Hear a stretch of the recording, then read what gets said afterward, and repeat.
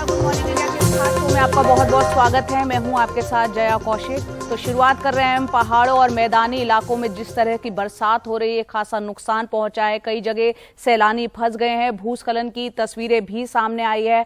आपको बता दें कि हिमाचल प्रदेश हो, हरियाणा हो या फिर राजस्थान हो, हर तरफ बारिश का मंजर है। ये तस्वीरें इस वक्त आप 4 तस्वीरें देख रहे हैं, किस तरह की परेशानी भी लोग इस वक्त झेल रहे हैं। आपको बता दें, एक तरफ हिमाचल प्रदेश में चंडीगढ़ और मनाली हाईवे जो है वो लैंडस्लाइड के चलते करीब 20 घंटे तक बंद रहा और अब जाकर वो हाईवे खुला है। ऐसे में काफी देर तक जो सैलानी, जो टूरिस्ट वहां पहुंचे हुए थे, वो काफी देर तक फंसे रहे, घंटों तक फंसे रहे। मंडी के कई इलाकों में, हिमाचल प्रदेश में मंडी के कई इलाकों में माली नुकसान हुआ है। बीते 24 घंटे में यहां करीब 64 मिलीमीटर बारिश दर्ज की गई है।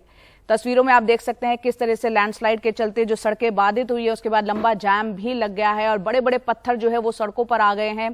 हिमाचल प्रदेश में भारी बारिश के चलते 6 लोगों की मौत की भी खबर है और 10 लोग वहां पर घायल हुए हैं। उधर दूसरे पहाड़ी राज्य की बात करें अगर उत्तराखंड की, तो वहां रुद्रप्रयाग और धारचूला में हालात इस वक्त काफी खराब है। भारी बारिश और भूस्खलन के चलते 4 धाम यात्रा रोक दी गई है। ये आप रुद्रप्रयाग की तस्वीरें देख रहे हैं, कितनी जबरदस्त यहाँ पर बरसात के बाद जो है लैंडस्लाइड भी हुआ है और यहाँ पर 4 धाम यात्रा को रोकना पड़ा है। राज्य सरकार ने यात्रियों से ये अपील की है कि वो मौसम विभाग की सलाह के हिसाब से ही 4 धाम यात्रा की आगे की योजना बनाएं। वहीं मैदानी इलाकों में भी कुछ ऐसी ही हाल, इस तरह का ही हाल बना हुआ है। राजस्थान के राजसमंद में भारी बरसात के चलते कई लोग फंस गए। स्थानीय लोगों ने रस्सी के सहारे आखिरकार उन लोगों को बचाया। तो पहाड़ी इलाके हों चाहे मैदानी इलाके हों, इस वक्त जो बरसात हो रही है और जो हालात इस वक्त बने हुए हैं उसके चलते लोग बेहद परेशान हैं। बहुत सी जगह लोग भी फंसे हुए नजर आ रहे हैं।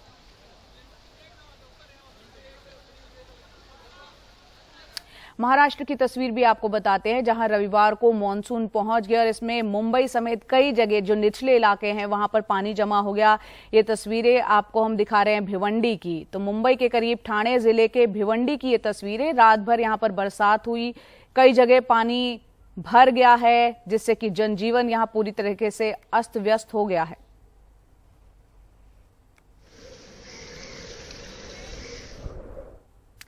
तो मुंबई में मॉनसून की शुरुआत के साथ ही बीएमसी प्रशासन की तैयारियों पर भी सवाल उठने शुरू हो गए हैं। पहली बरसात में मुंबई के कई इलाकों में हुए जल जमाव के बाद प्रशासन की तैयारी और उसके दावे दोनों सवालों के घेरे में है। विपक्ष भी इस मुद्दे को लेकर सरकार और बीएमसी प्रशासन पर आक्रामक है। आइए देखते हैं रिपोर्ट।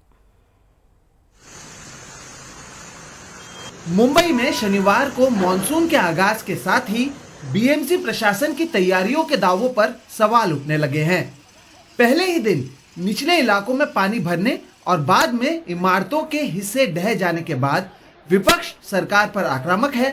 सोमवार को शिवसेना के उद्धव गुट ने बीएमसी प्रशासन के खिलाफ प्रदर्शन भी किया। मुंबई में मॉनसून की शुरुआत के बाद जिस तरह के हालात हुए हैं, उसके बाद से अब प्रशासन की ओर से जो कामकाज या जो तैयारी की गई है उसे लेकर सवाल उठने लगे हैं। और इस सब के बीच अब जिस तरह से हम देख सकते हैं कि जो विपक्ष में अभी शिवसेना उद्धव बाला साहेब ठाकरे की जो गुट है वो आक्रामक होती हुई नजर आ रही है। और इसी के चलते पानी का मुद्दा हो या फिर जल जमाव का मुद्दा हो या जो प्रतिनिधि हैं वो मौजूद नहीं है, उसकी वजह से किस तरह के हालात खराब हैं, ऐसे कई सारे तमाम जो बीएमसी के मुद्दे हैं उसे लेकर अब शिवसेना उद्धव बाला साहेब ठाकरे गुट आक्रामक होती हुई नजर आ रही है। बीएमसी में शिवसेना का कार्यकाल 15 महीने पहले खत्म हो चुका है, जिसके बाद बीएमसी में कामकाज महाराष्ट्र सरकार की देखरेख में हो रहा है।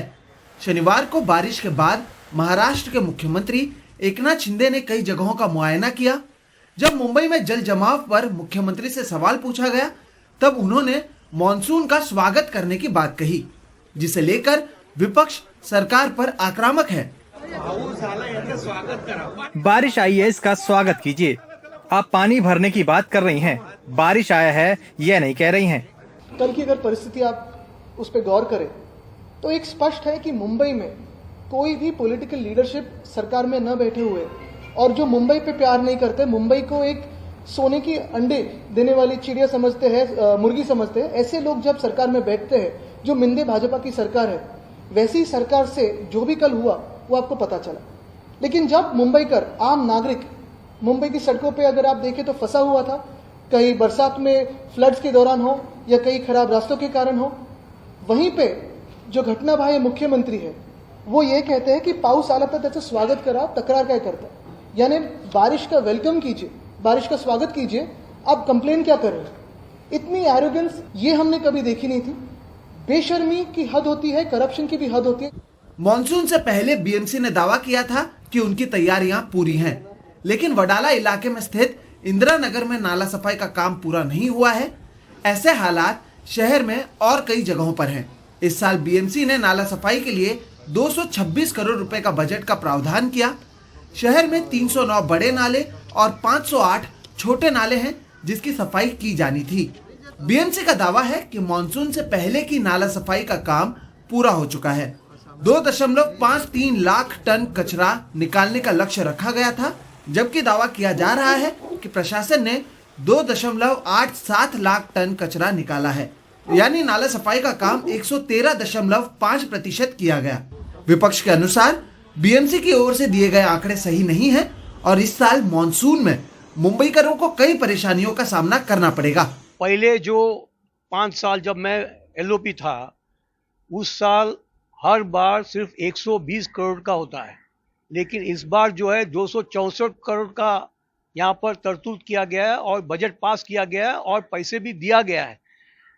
एक बात यहाँ पर बताना चाहता हूँ कि नाला सफाई जो है ये जो है पूरा हाथ की सफाई है। ये नाला सफाई नहीं है। किसी के जेब में पैसा किस तरीके से भरा जा सकता है उसका एक कहीं ना कहीं वहां पर एक काम होता है।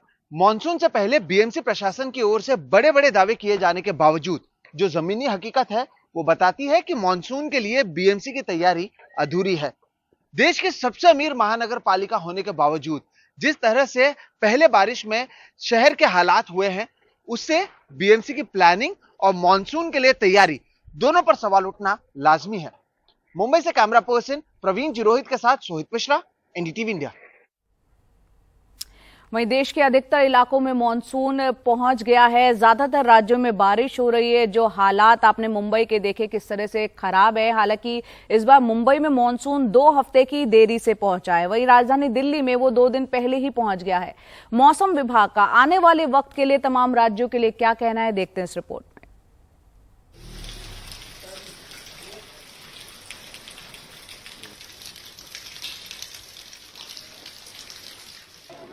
देश के अधिकतर इलाकों में मॉनसून पहुंच गया है। इससे आम लोग राहत महसूस कर रहे हैं और किसान भी खुश हैं। लेकिन इस साल मॉनसून की दिशा और रफ्तार अलग रही है। देश के कई इलाकों में मॉनसून देरी से पहुंचा। आमतौर पर मॉनसून 11 जून के आसपास मुंबई पहुंचता है, जबकि इस बार 2 हफ्ते की देरी से पहुंचा। जबकि दिल्ली में मॉनसून ने नॉर्मल डेट से 2 दिन पहले ही दस्तक दे दी। अभी फिलहाल मॉनसून क्या हम माने कि 80% में पहुंच चुका है?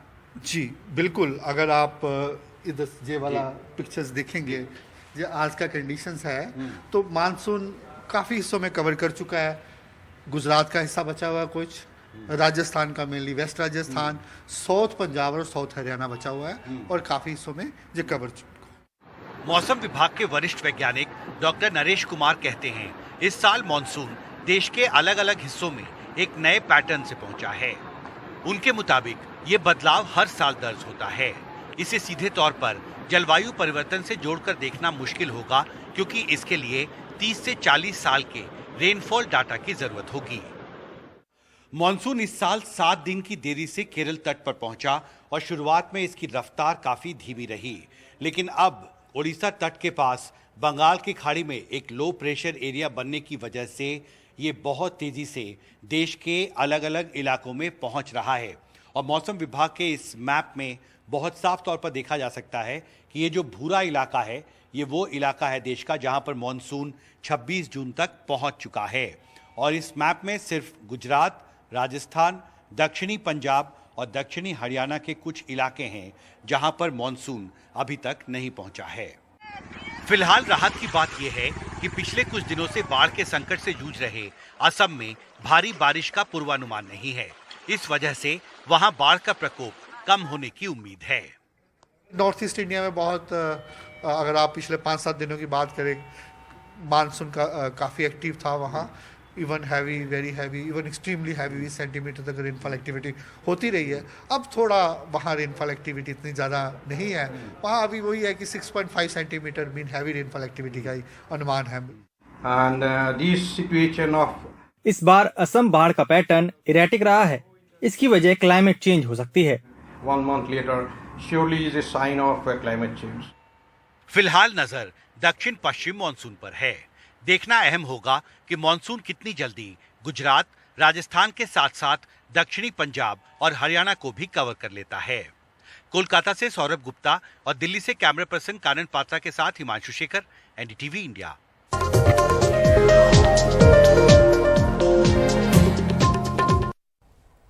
बात कर रहे हैं हम तेलंगाना की, जहां पर भारत राष्ट्र समिति यानी बीआरएस को विधानसभा चुनाव से ठीक पहले एक बड़ा झटका लगा है। पूर्व सांसद पी श्रीनिवास रेड्डी और तेलंगाना सरकार के पूर्व मंत्री जुपुल्ली कृष्ण राव समेत प्रदेश के 35 नेता कांग्रेस में शामिल होंगे। इन नेताओं ने सोमवार को कांग्रेस के अध्यक्ष मल्लिकार्जुन खड़गे और पूर्व अध्यक्ष राहुल गांधी से मुलाकात की। आपको बता दें कि तेलंगाना विधानसभा में 119 सीटें हैं। राज्य में साल के आखिर में विधानसभा चुनाव होंगे। वहीं राहुल गांधी ने कहा है कि केसीआर हटाओ, तेलंगाना बचाओ। एनसीपी नेता शरद पवार का कहना है कि बीजेपी और बीआरएस में आपसी समझौता है। वहीं खबर यह भी आ रही है कि मुख्यमंत्री केसीआर आज महाराष्ट्र में पंढरपुर तुलजा भवानी मंदिर जाएंगे। इस दौरान एक लंबा चौड़ा काफिला उनके साथ रहेगा। इस पर ज्यादा जानकारी दे रही है हमारी सहयोगी उमा सुधीर।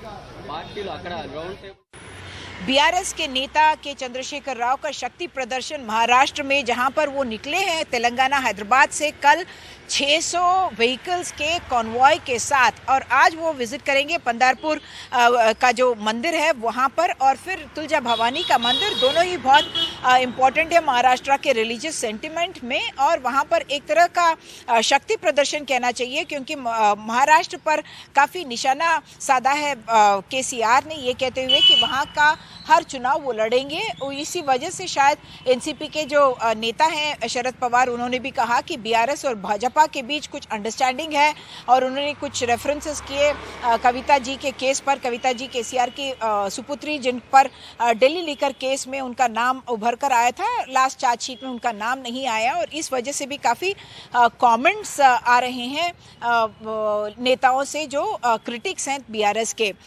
एक तरफ जब बीआरएस और केसीआर महाराष्ट्र को निशाना बना रहे हैं और नेशनल जाना चाह रहे हैं, इसी वक्त उनके होम ग्राउंड में दो मुख्य नेता उनके पार्टी से निकलकर कांग्रेस में ज्वाइन कर रहे हैं। उनको पहले से ही सस्पेंड कर दिया गया था अप्रैल में एंटी पार्टी एक्टिविटीज़ के लिए। पोंगुलेटी श्रीनिवास रेड्डी जो खम्मम में स्ट्रांगमैन माने जाते हैं, और जुपुल्ली कृष्ण राव जो पहले के महबूब नगर ज़िले के स्ट्रांगमैन माने जाते हैं, दोनों ही मल्लिकार्जुन खड़गे और राहुल गांधी से मिले कल दिल्ली में, और जुलाई में वो लोग फॉर्मली पार्टी में ज्वाइन करेंगे। बड़ी सी आम सभा होगी जुलाई 2 को खम्मम में, जहां पर श्रीनिवास रेड्डी ज्वाइन करेंगे, और फिर महबूब नगर में जुलाई 14 या 16 को प्रियंका गांधी आएंगी और एक आम सभा में जुपुल्ली कृष्ण राव उनके पार्टी को ज्वाइन करेंगे।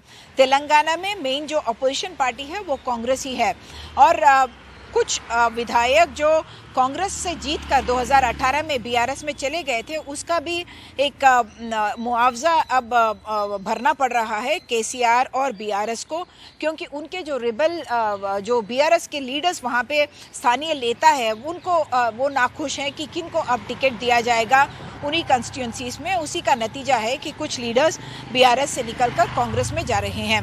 कल राहुल गांधी ने एक और नारा भी दिया था, केसीआर हटाओ, तेलंगाना बचाओ, और जो लीडर्स अब निकल रहे हैं और कांग्रेस ज्वाइन कर रहे हैं, उनका भी कहना है कि सोनिया गांधी के तरफ जो एक डेट था, जो ऋण था, उसको भरने की ज़रूरत है, और यही वजह है कि वो लोग कांग्रेस ज्वाइन कर रहे हैं, क्योंकि तेलंगाना दिया सोनिया गांधी ने, ये जानते हुए भी कि आंध्र प्रदेश में उनको उसके लिए नुकसान उठाना पड़ेगा। अब ये खबर आ रही है कि हो सकता है कि ईटेला राजेंद्र और राजगोपाल रेड्डी जो मुनुगोड के बाइपोल से पहले कांग्रेस छोड़कर भाजपा में आए थे, हो सकता है कि वो वापस कांग्रेस में ही चले जाएं। यानी कि कांग्रेस एक तरह से उभर के अपनी शक्ति प्रदर्शन करने की कोशिश कर रहा है तेलंगाना में, ताकि इस साल के आखिर में जो चुनाव होगा उसमें वो कड़ी टक्कर देंगे केसीआर और बीआरएस को। हैदराबाद से कैमरा पर्सन नागराजू के साथ उमा सुधीर, एनडीटीवी इंडिया के लिए। विपक्षी एकता की बात करते हैं। 2024 में बीजेपी के विरुद्ध लामबंद हो रही विपक्षी पार्टियों की एकजुटता में आम आदमी पार्टी की तरफ से अपनी बात पर अड़े रहने के चलते कई सवाल अभी भी खड़े हो रहे हैं। आम आदमी पार्टी और कांग्रेस इस वक्त आमने सामने है, सहमति बन रही है और कांग्रेस का कहना है कि आम आदमी पार्टी बीजेपी से मिली हुई है। वहीं आम आदमी पार्टी अध्यादेश पर अड़ी हुई है कि इसी बात पर कि कांग्रेस पहले अपना इस पर रुख साफ करे। देखते हैं रिपोर्ट।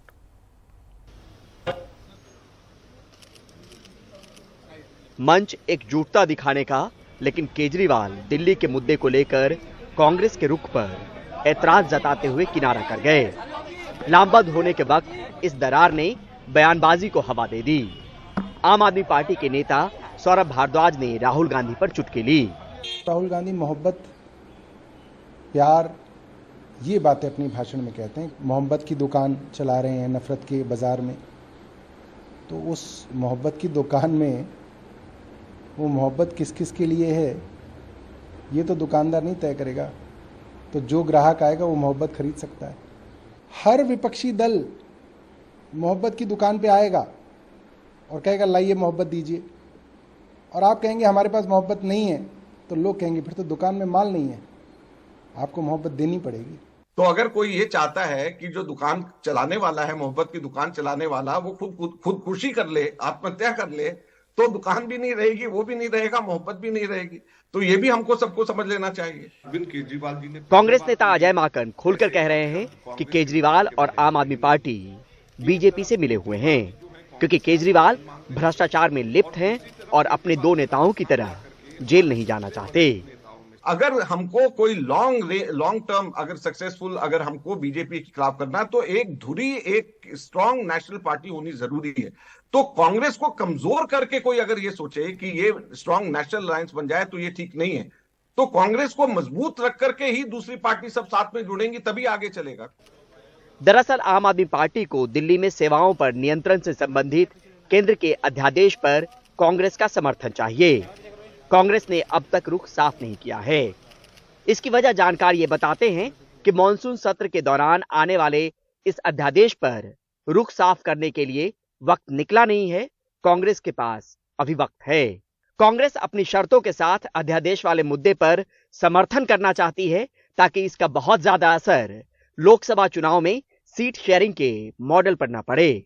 खासकर दिल्ली, पंजाब जैसे वो राज्य जहां आम आदमी पार्टी की पुख्ते तौर पर मौजूदगी है, या फिर गोवा, गुजरात जैसे राज्य जहां वो धीरे धीरे पांव पसार रही है।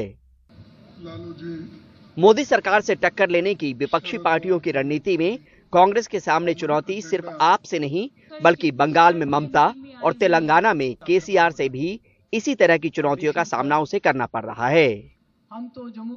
नई दिल्ली से मनोरंजन भारती के साथ परिमल कुमार, एनडीटीवी इंडिया। और पश्चिम बंगाल की मुख्यमंत्री ममता बनर्जी पंचायत चुनाव के प्रचार में जुटी हुई हैं। उन्होंने जलपाईगुड़ी में एक दुकान पर चाय बनाई, लोगों को भी पिलाई। इससे पहले कूच बिहार में प्रचार के दौरान उन्होंने बीजेपी पर निशाना साधा। उन्होंने कहा कि बीजेपी देश को बेचना चाहती है, लेकिन जल्द ही उनके डबल इंजन गायब हो जाएंगे। ईपीएफओ ने अपनी डेडलाइन बढ़ा दी है। ज्यादा पेंशन का विकल्प चुनने के लिए आवेदन की जो समय सीमा है वो बढ़ाकर अब 11 जुलाई कर दी गई है। उच्च वेतन पर पेंशन पाने के लिए 15 दिनों में आवेदन करें, और दूसरी बार ज्यादा पेंशन आवेदन की समय सीमा बढ़ाई गई है। यहाँ पर 3 मई से 26 जून और अब 11 जुलाई की गई है ये समय सीमा। कर्मचारियों को वेतन की जानकारी ऑनलाइन देने के लिए 3 महीने का वक्त दिया गया है। पेंशन भोगी सदस्य जो कठिनाई के समाधान के लिए यहां पर ईपीएफआई ग्रीवेंस मैनेजमेंट सिस्टम पर शिकायत भी कर सकते हैं। ज्यादा जानकारी दे रही है हमारी सहयोगी साक्षी बजाज। एम्प्लॉयज प्रोविडेंट फंड की पेंशन स्कीम जो है, उसमें अगर आप ज्यादा के लिए अब अप्लाई करना चाहते हैं तो उसकी आखिरी तारीख जो है वो जुलाई 11 की हो गई है। एप्लीकेशन फॉर्म जो है वो 15 दिन के अंदर सबमिट होना चाहिए, और जिनको भी पेंशन जो है हायर वेजेस पे चाहिए, एम्प्लॉयर्स को भी जो है 3 महीने का समय दिया गया है कि वेजेस की जो डिटेल्स हैं वो ऑनलाइन जो है अपलोड कर सकें। कुछ कंप्लेंट्स आ रही थी, उसके लिए भी जो है कहा गया है, अब जो लेटेस्ट रिलीज है उसमें कहा गया है कि जो है ईपीएफओ का कस्टमाइज पोर्टल, उस पर अपने इश्यूज जो हैं आप डाल सकते हैं और उन्हें देखा जाएगा। तो ये बिग रिलीफ है और एक बिग बूस्ट है, और यहाँ तक कि काफ़ी समय दिया गया है लोगों को सोच विचार करने के लिए, और जो प्रोसेस है एप्लीकेशन का higher employees provident fund pension के लिए, उसके बारे में सोचने का। आगे बढ़ते हैं। दिल्ली सरकार की मुख्यमंत्री तीर्थ यात्रा योजना एक बार फिर से शुरू हो गई है। कल दिल्ली से 600 बुजुर्ग तीर्थ यात्रियों की ट्रेन गुजरात के द्वारकाधीश के दर्शन के लिए निकली है। अब तक 70,000 से ज्यादा दिल्ली के जो बुजुर्ग नागरिक हैं इस योजना के तहत मुफ्त में तीर्थ यात्रा कर चुके हैं।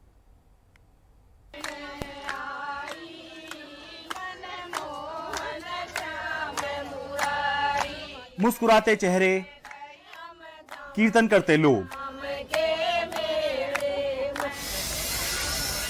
तैयारी है लगभग 3,500 किलोमीटर लंबी तीर्थ यात्रा की, वो भी मुफ्त।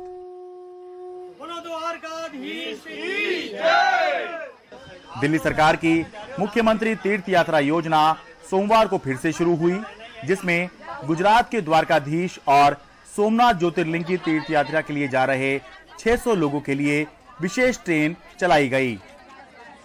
दिल्ली के बवाना से आई 80 साल की केला देवी ने जीवन में कई तीर्थ यात्राएं की, लेकिन इतनी लंबी यात्रा पहली बार कर रही हैं। देखने के जी नहीं करता बुढ़ापे में। हैं?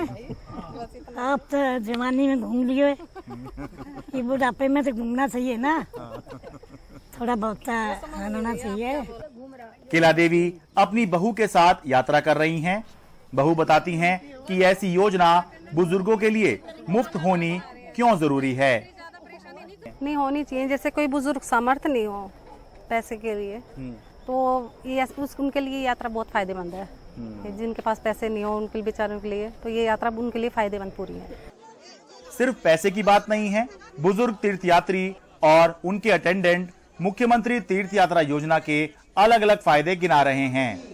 केजरीवाल जी द्वारा तीर्थ यात्रा में आपका स्वागत है। जो बुजुर्ग अब जा रहे हैं ना, ये अगर अकेले भी जा रहे हैं तो ये इसी वजह से जा रहे हैं कि ये सब लोग एक हैं। जब इनको साथ लेके जाते हैं, इनकी मदद करेंगे। जैसे मेरे को इनकी जरूरत पड़ी तो मैं भी इनकी हेल्प करूंगा, तो मिलजुल के चलते हैं। जिंदगी में हम कहीं नहीं घूमे तो हमें घूमने का मौका मिल गया। हमें बहुत खुशी हो रही है, अच्छा लग रहा है जाने में। भेज रहे केजरीवाल जी, हमें अच्छा लग रहा है। हाँ। 15 रूट पर चल रही तीर्थ यात्रा योजना में अब तक दिल्ली के 70,000 से अधिक बुजुर्ग तीर्थ यात्रा कर चुके हैं। अभी तक 70,000 लोग तीर्थ यात्रा कर चुके हैं दिल्ली के, और हम एक सीनियर सिटीजन को, अरविंद केजरीवाल जी, दिल्ली के श्रवण कुमार, सबको यात्रा करवाएंगे। दिल्ली में मुफ्त तीर्थ यात्रा योजना बीते कई साल से चल रही है, लेकिन बीते साल एमसीडी चुनाव के चलते योजना रुक गई थी, जो अब फिर शुरू हुई है। दिल्ली से शरद शर्मा, एनडीटीवी इंडिया।